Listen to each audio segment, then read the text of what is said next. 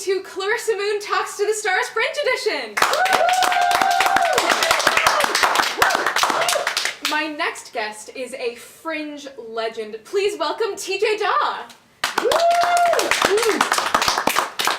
So TJ, why don't you describe Operatic Panic Attack? Yeah, this is a one-person show. It's an autobiographical monologue about some of my experiences in theater school. So I was a senior, I was 21 years old, and it wasn't really going well. It looked like my dreams of being an actor were going to crash and burn. And at the same time, I was dealing with sexual anxiety. I was a virgin and didn't want anybody to know that. And I was subject to panic attacks and didn't realize that they were panic attacks. So what was it about, your college experience that caused so much anxiety? The anxiety was there before college. It just really came to a head then because that's when people are having a lot of sex. So that was just in the air. So there were some opportunities there, and my anxiety said, nope, you're not going to be doing that. Not this boy. And talking about, having that anxiety over, your sexuality and being a virgin at 21, do you think that's something that college-age kids still face today? Well, I'm no college-age kid, but I would imagine, yeah, because there's just a lot of pressure to be sexual or just to do what you think is the normal thing to do or the good thing or the cool thing.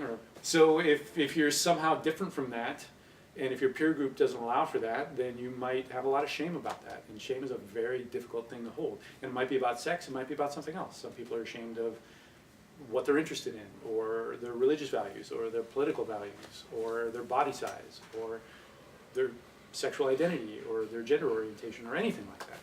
So yeah, I think a lot of people have a lot of anxiety about things like that. And I would love for there to be more understanding and acceptance, and I would love for the younger me to have seen a show like this, to understand that whatever you're going through, there's other people out there that have gone through it too. And if you're different, and if you're having difficult times, it doesn't mean you're an outcast, it doesn't mean you're a monster, and it doesn't mean you're alone, and there's help if you need it.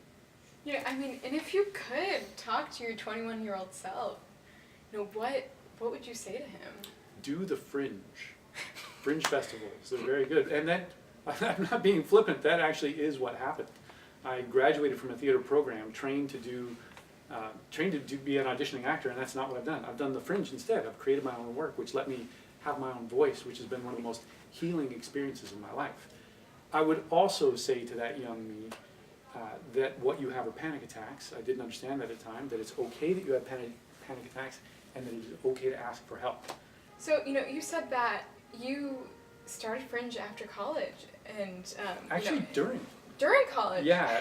How did you start doing Fringe festivals? There was a grad student in my theater department who toured Fringe festivals the summer before, and he was doing another Fringe tour, and he had an audition.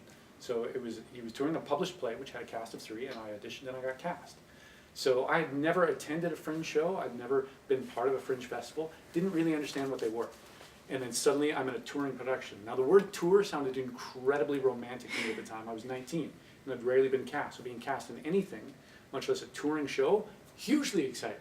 So we rehearsed for a month and a half and then we hit the road in a van. And we did Fringes in Toronto, Winnipeg, Saskatoon, Edmonton, and Victoria. And I had crazy adventures, and that opened my eyes up to what Fringes are. Specifically, that audiences are looking for new, exciting, original stuff. And if it's unpublished, that's fine. And if it's Canadian, that's fine. And if you've never heard of the people, that's fine, as long as it's good. And as long as it engages the audience and plays with them in a new way. I want to create new stuff. I don't want to be Hamlet. Other people can be Hamlet.